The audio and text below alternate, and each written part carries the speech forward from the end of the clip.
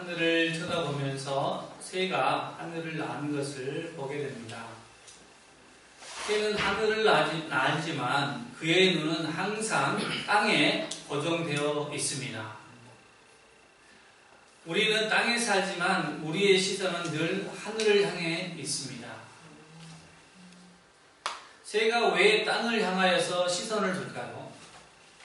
하늘에는 그들의 생명을 유지할 만한 것이 아무것도 없기 때문에 그렇습니다.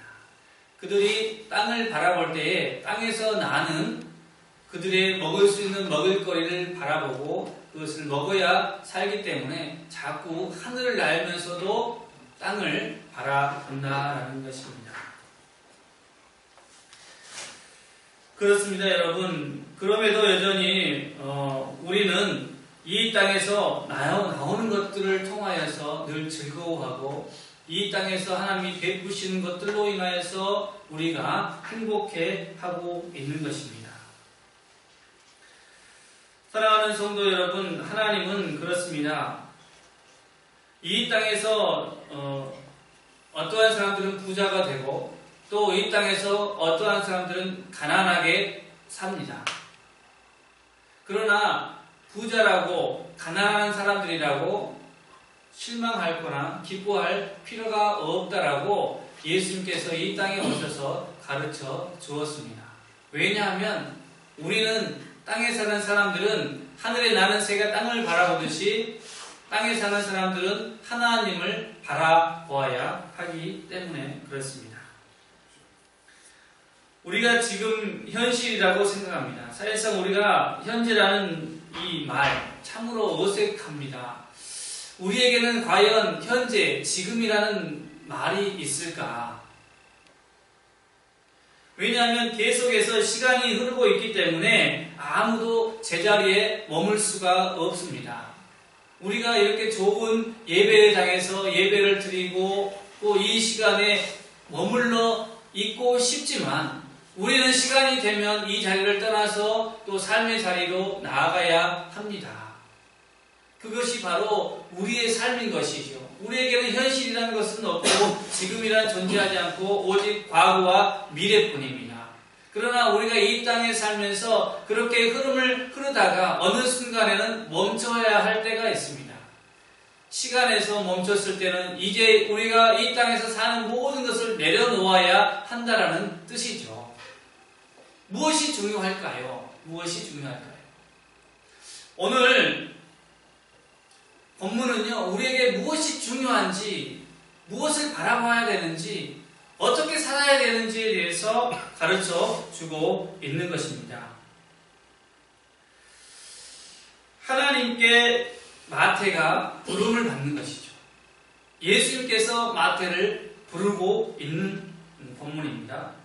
하나님께서는 우리 사람들을 부르실 때에 어떠한 패턴으로 우리를 부르고 있습니다.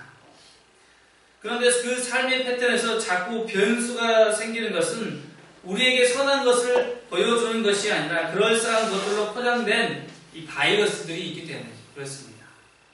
우리에게 나쁜 영향력을 주는 그러한 안 좋은 것들이, 세균들이 있기 때문에 우리의 인생이 선한 길로 자꾸 갈 수 없다라는 것입니다. 성경은 그것을 사단의 세력이라 부릅니다. 율법은 매우 좋은 것이었습니다. 광야와 같은 척박한 땅에서 물도 없고 위생 상태도 굉장히 좋지 않았습니다. 그러한 곳에서 사람들이 살아갈 때에 하나님이 가장 좋은 방법들을 법을 통하여서 이것을 지켜야지 너희가 이 땅에서도 잘 되고 나도 잘 섬길 것이다 라는 율법을 이 광야에 있는 이스라엘 민족에게 주었던 것이죠. 사실상 그렇습니다. 광야에서는 이 씻을 물이 없기 때문에 굉장히 위생이 안 좋습니다. 그래서 사람이 병에도 잘 걸립니다. 그 피부병이 잘 걸려요. 그래서 그 피부병으로 인하여서 문둥병이 생긴 거죠. 한센병이 생겨나는 것이죠. 그래서 그러한 것들을 하나님께서 차단하기 위해서 너희가 이렇게 살아라. 그리고 또 제사를 드릴 때는 불로 태워서 드리고 고기도 익혀서 먹어라. 이렇게 하나님이 말씀을 통해서 일일이 다 가르쳐 주었다는 것입니다. 그래서 율법은 하나님이 주실 때에는 선한 것이었지만 그 율법이 이 땅에서 존재함으로 사람들 간에 그런 선한 것이 바이러스를 통하여서 감염이 되어서 사람들에게 율법주의가 되어버렸습니다. 율법주의는 뭐냐면 뭐뭐 하는 척하는 그러한 삶을 살게 된 것이죠. 나는 율법을 지키는 척하면서 살게 되었다는 것입니다. 사람들에게 율법을 지키는 사람처럼 보여야 하는 것이죠. 그래서 겉모습은 나는 유대인으로서 율법을 잘 지키는 사람이야. 그러나 속마음은 회칠한 무덤같이 썩어 버렸다는 것입니다. 부패에서 냄새가 나는 것이죠. 사람들은 그 냄새를 맡을 수 없지만 누가 그 냄새를 맡습니까? 하나님이 그 냄새를 맡고 내가 너희를 토할 것 같다라는 것이에요. 사랑하는 성도 여러분, 예수님을 믿는 것은요, 겉모습이 아니라 마음입니다. 주일날 예배를 드리러 여러분 모습을 잘 아름답게 꾸미고 나와서 앉아있는 이 모습이 아니라 여러분의 마음이 삶을 통하여서 하나님 앞에 드려질 때에 그 마음을 하나님이 보시고 아름답다라고 하시지 여러분이 이곳에 앉아있다고 하나님이 아름답다라고 하지 않는다라는 것입니다. 마음이 중요합니다. 지금도 예배하는데 여러분 마음이 어디에 있습니까? 하나님에게 있습니까? 아니면 세상 가운데 있습니까? 여러분의 마음이 예배하는 자리에 나오면서조차도 마음이 하나님에게 없다라면 하나님의 그 심정은 어떻겠습니까? 여러분 마음을 하나님 앞에 드리시기 바랍니다. 오늘 예수님께서는 이와 같이 세상의 혼란한 상황 가운데에서 이 바이러스를 제거하고자 오셨다는 것입니다. 이 바이러스들을 죽이기 위해서는 반드시 희생을 감수해야 하는데 그 희생을 위해서 예수님이 이 땅에 오셨습니다. 예수님은 그 모든 바이러스를 다 깨끗이 치유할 만한 백신인 것이죠. 자기의 희생으로 인해서 인류의 모든 죄를 다 사하시고 예수를 믿는 누구라도 구원하기 위해서 이 땅에 오셨습니다. 그런 예수님께서 이제 사역을 시작하면서 제자들을 한 명 한 명 이렇게 부르십니다.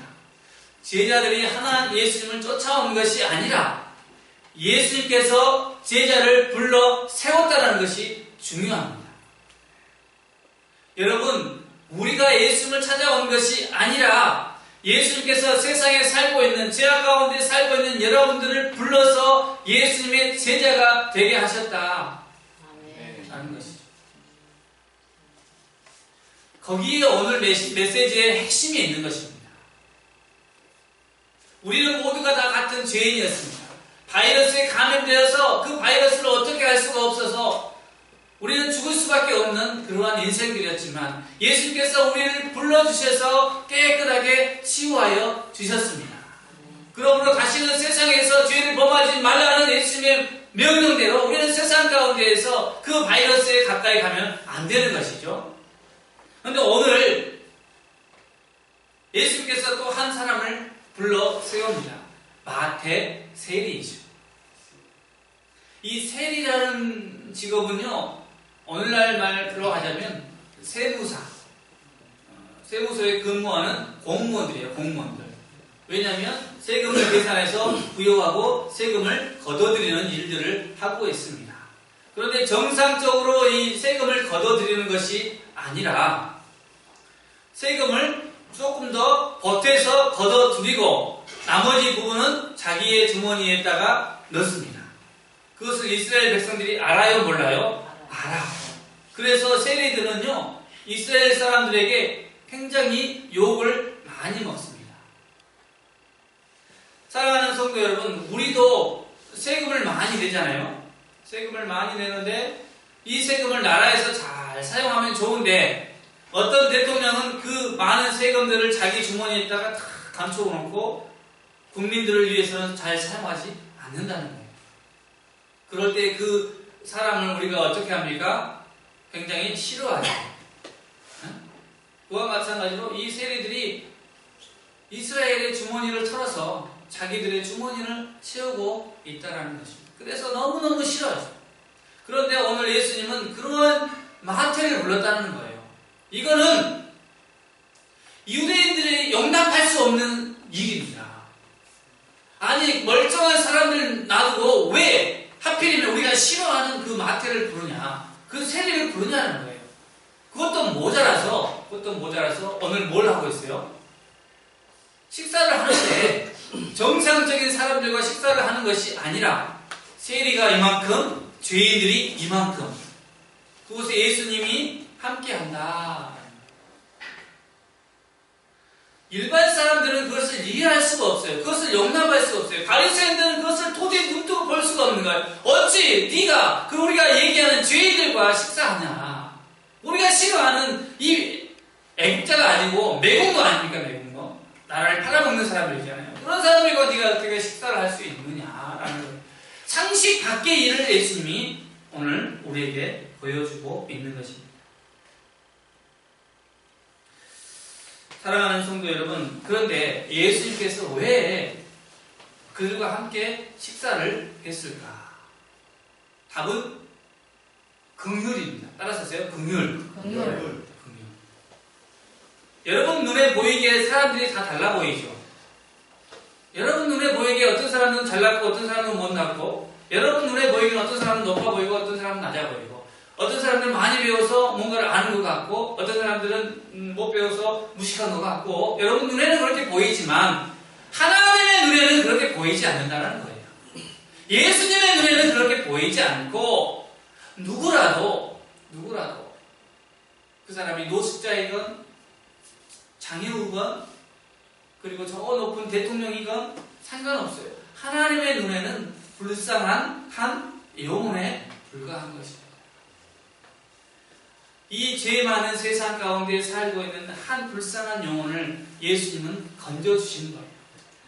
마태를 건지신 것처럼 바리새인들 중에도 불쌍한 영혼이 있으면 건져낼 것이에요. 그거는 누구라도 상관없습니다. 우리가 생각하는 우리의 경험과 이성과 우리가 배웠던 그 사고방식과 그 모든 것들은 하나님에게는 일절 필요 없는 거라는 거예요. 여러분이 중요하게 생각하는 것들, 그것들은 아무런 의미가 없어요. 하나님에게. 하나님은 온전히 무엇을 바라보고 있습니까? 여러분의 영혼, 그게 중요합니다. 그 영혼을 살리는 것이 가장 중요하다는 이야기예요. 그것을 보여주고자 거룩하신 예수님, 죄 없는 예수님께서 죄 많은 인간을 세웠다라는 것입니다. 사람들이 무시한 그를 세웠다라는 거예요. 예수님께서는 끊임없이 우리에게 말씀하시고 성경은 끊임없이 우리에게 들려주는 지혜가 무엇이냐? 내가 어리석은 사람을 너희 중에 불러 세워서 너희 중에 지혜 있다는 그 지혜 있는 자를 내가 치겠다는 것이죠. 또 가난한 그를 세워서 부자를 부끄럽게 하겠다라는 겁니다. 오늘 어리석은 죄 많은 그리고 사람들이 무시하는 그 마태 세리를 세운 것은요, 그를 세워서 내 제자를 만들어서 너희들이 그렇게 믿고 너희들이 그렇게 소중하게 생각하는 그 모든 것을 갈아엎겠다. 긍휼을 원하고 제사를 원하지 않는다. 너희에게 내가 원하는 것은 사랑이지 서로 판단하고 비판하는 것이 아니다. 정말로 여러분, 하나님 앞에 예배하는 것도 매우 소중합니다. 여러분이 예배의 자리에 나오는 것이 가장 소중합니다. 세상 무엇보다도 더 소중해요. 그러나 그보다 더 소중한 것은 여러분의 마음 가운데 사랑하는 마음과 긍휼의 마음이 있느냐. 너희가 내 제자이면 내가 너희를 사랑하는 것 같이 너희 마음에 사랑과 긍휼의 마음이 있느냐라는 것입니다. 예수님께서 이 땅에 오셔서 수많은 병자들을 고치셨어요. 귀신 들려서 무덤에서 그렇게 방황하고 정상적인 생활을 할 수 없는 그를 붙들어서 그를 치유해 주시고 그를 안아주시고 깨끗하게 해주시고 정상적인 삶을 살도록 예수님께서 해줬단 말이에요. 왜 그랬어요? 왜? 예수님의 마음에 긍휼이 있기 때문에 그랬어요. 여러분들은 왜 오래 참으실까요? 여러분이 구원 받을 만한 자격이 있습니까? 여러분이 천국에 들어갈 만한 자격이 있나요? 그러나 하나님께서는 여러분들을 오래 참는 것은 하나님이 우리를 불쌍히 여기는 긍휼의 마음이 있기 때문에 그렇습니다. 우리와 같이 인간의 모습으로 이 땅에 오셔서 우리와 같이 피곤을 느끼시고 감정을 느끼시고 배고플 때는 드시고 졸릴 때는 주무시고 슬플 때는 애통해 하시고 즐거울 때는 웃으시고 예수님께서 그렇게 하신 것은 우리를 긍휼히 여기시사 우리와 같이 되겠다는 겁니다. 긍휼히 여긴다는 말씀은요, 무엇이냐면 내가 저 사람의 입장에 서보겠다라는 거예요. 우리가 노숙자를 긍휼히 여긴다라고 했을 때 그 입장에 서서 그 사람을 생각하는 것이지 돈 꺼내서 주는 것이 긍휼이 아니라는 거예요. 착각하지 마세요. 사랑한다는 것은요, 내가 먹을 거 싸고 그냥 주는 것이 아니라 그 사람의 입장에 대해서 그 사람의 아픔을 내가 헤아리는 것입니다. 그게 바로 긍휼입니다. 긍휼. 그 냄새나는 사람들을 내가 안을 수 있어야 되는 거예요. 어떤 목사님이 그랬다잖아요. 부흥회하고 있는데, 집회하고 있는데 노숙자가 들어오는 거예요. 노숙자가. 그래서 앞에 와서 목사님한테 얘기를 하는 거죠. 그때 드는 생각, 냄새가 나니까 빨리 갔으면 좋겠어. 그래서 사람들이 빨리 좀 내보냈으면 좋겠다는 생각이 들었어요. 근데 그때 문득 성령 하나님께서 감동을 주신 거예요. 네가 저 사람을 안지 않으면, 포옹하지 않으면 나도 너를 포옹하지 않는다. 냄새나는 그를 네가 피하면 나도 너를 피하겠다라는 거예요. 여러분, 사랑하는 성도 여러분, 우리가 하나님을 믿으면서 남을 판단하고 냄새난다고 멀리하면 하나님도 우리를 멀리한다는 거예요. 예수님께서는 늘 말씀하시잖아요. 지극히 작은 소자, 작은 그런 사람들에게, 우리가 지극히 작다라고 여기는 그 사람들에게 하는 것 같이 내가 너희도 하고 그들을 소중히 생각하면 나도 너희를 소중히 생각한다.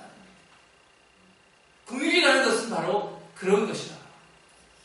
바리새인들이 왜 하나님 오늘 예수님에게 자꾸 이렇게 채찍을 받냐면, 꾸지람을 받냐면 긍휼이 없다는 거예요.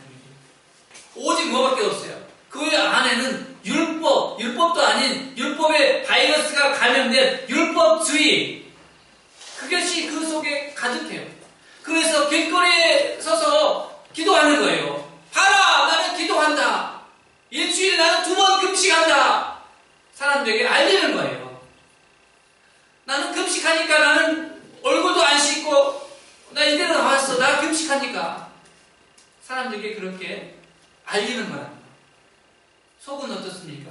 속에는 아무것도 없는 그런 껍데기 인생이 되지 말라는 거예요. 너희들이 판단하는 그 마태셀이 그 사람을 내가 부르고자 온 것이다라는 거예요. 내가 의인을 부르러 온 것이 아니라 죄인을 부르러 왔다라는 거예요. 죄인을. 교회에 나와서 옷을 깨끗이 입는다고 해서 그 죄가 가려집니까? 아니에요. 우리의 속에 있는 죄, 우리가 날마다 죄 짓는데 그 습관을 우리가 어떻게 할 수가 없잖아요. 옷을 깨끗이 입고 목욕탕에서 때를 밀다 깨끗해지지가 않아요. 그래서 우리가 스스로를 인정해야 된다는 거죠. 우리의 부족함을 하나님 앞에서 인정하는 사람이 되어야 해요. 하나님, 나는 죄인입니다. 나는 죄인입니다. 나는 죽을 수밖에 없는 죄인입니다. 먹고 사는 문제 때문에 여러분 걱정하지 마세요. 제발. 먹고 사는 건 아무것도 아니에요. 아무것도 아니야. 그것 때문에 자꾸 생각이 딴 데 가 있어가지고 온전히 우리에게 복을 주시고 우리에게 생명을 주시고 우리를 풍성하게 인도하실 그 하나님을 놓치고 있다라면은 그게 바로 어리석은 사람이에요. 하나님, 나는 부족합니다. 나는 어리석습니다. 나는 죄인입니다. 인정하고 인정하는 것은 인정하세요. 하나님께. 그리고 그것을 다 내려놓으시고 이제 이 죄를 살려주십시오라고 정직하게 고백할 때에 하나님께서 여러분의 삶을 책임져 주신다는 겁니다. 여러분이 발버둥 쳐봐요. 발버둥 쳐봐. 더 힘들고요. 더 괴롭고요. 외롭고 우울증 걸리고 공황장애 걸리고 세상 가운데는 소망이 없기 때문에 답답할 뿐입니다. 하나님을 의지하세요. 하나님을 바라보세요. 라고 수도 없이 얘기하는데 그 이유는 뭐냐면 거기에서 해방되기 때문에 그렇습니다. 그런 삶에서 나올 수 있기 때문에 그래요. 나올 수 있는 방법, 유일한 길은 예수님밖에 없다는 거예요. 내가 의인을 부르는 것이 아니다. 지혜 있는 사람을 부르러 온 것이 아니다. 내가 죄인을 부르러 왔다. 겸손한 자를 부르러 왔다. 내가 죄인임을 하나님 앞에서 고백하는 사람을 되시기 바랍니다. 그리고 여러분 제발 부탁이지만 바리새인들은 되지 마세요. 바리새인들은 되지 마세요. 신앙생활 하면서도요 거룩한 척 하지 마세요. 경건한 척 하지 마세요. 기도하는 척 하지 마세요. 마음이 중요합니다. 여러분 마음을 하나님 앞에 그대로 내놓으세요. 그리고 하나님 앞에 그 겸손히 행하듯이 사람들한테도 겸손하게 행하시고 사람들을 대할 때도 선한 마음으로 정직한 마음으로 대하시기 바랍니다. 나에게 내 목에 칼을 들이댈지라도 나는 그 사람을 사랑하시면 됩니다. 내 육신은 그냥 죄를 지었기 때문에 썩어져 없어질 거예요. 이 세상에 여러분 낚시 있을 것 같죠? 이 세상에 오래 살면 뭔가 있을 것 같지요? 전혀 아닙니다. 속지 마세요. 이 세상은 자꾸 우리를 속이려 드는데 아니라니까요. 하나님의 나라가 이루어지면 세상은요 다 포개서 지옥불에 던져버리는 것이 하나님의 계획이에요. 여러분 한 사람 한 사람에 대한 하나님의 계획이 아니라 전체적인 것을 봐야 되는 거예요. 하나님의 계획은 하나님의 나라를 이루시는 것이지 여러분 개인의 가족과 개인의 삶을 잘 살게 만들어주는 것이 절대 아니에요.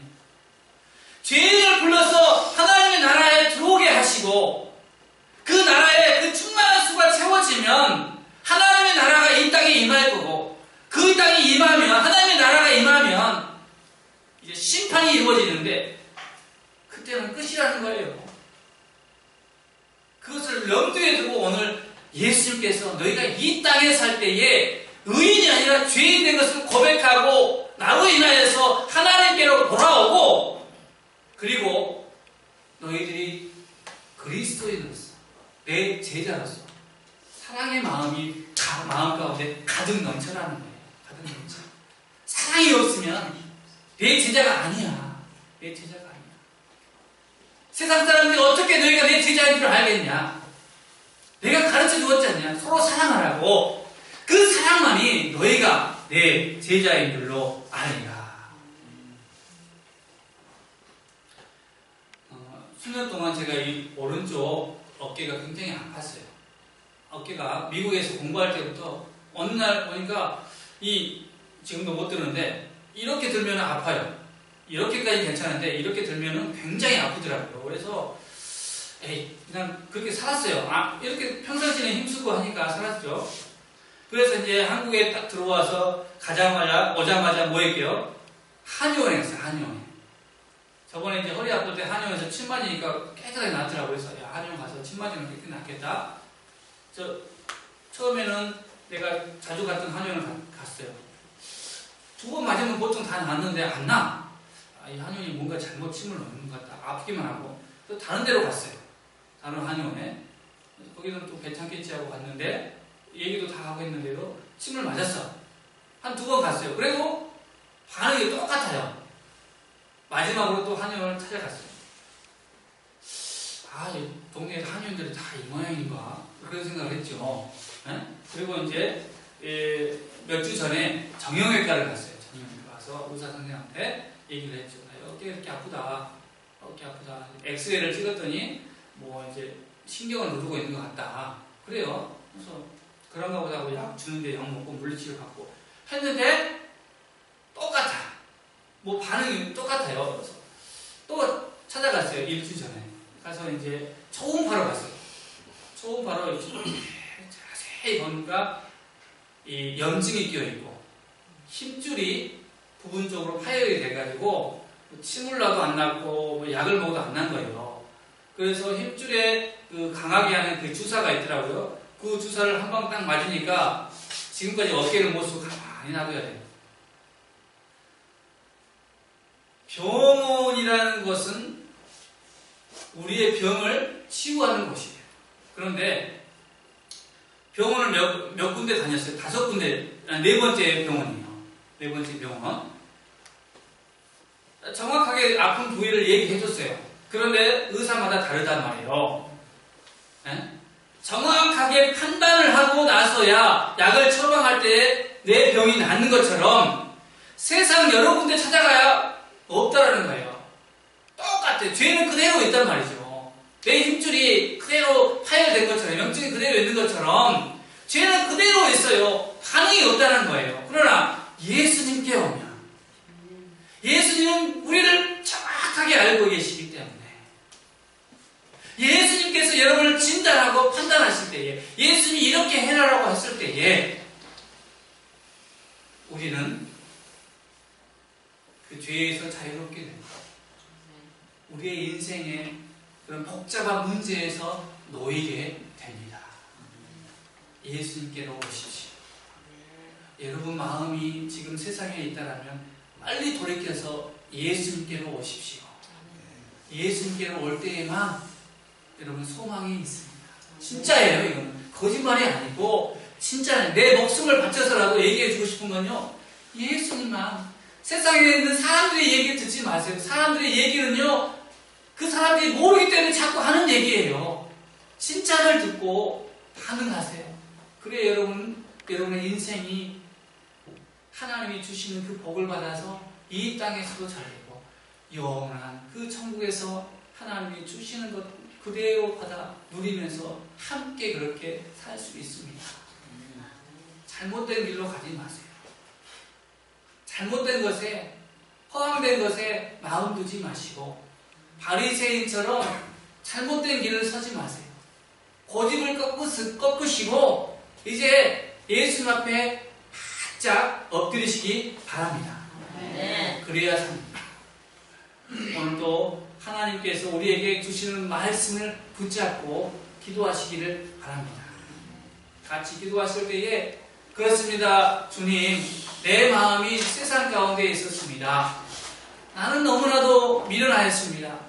내가 뭔가를 해보고 싶었지만 되지 않는데 자꾸 고집만 피웠습니다. 내 고집을 용서해 주세요. 내 죄를 용서해 주세요. 나를 정확하게 판단해 주세요, 하나님. 그리고 나를 하나님 선하고 좋은 길로 인도해 주세요. 눈을 감으시고 하나님 앞에 간절하게 기도하겠습니다.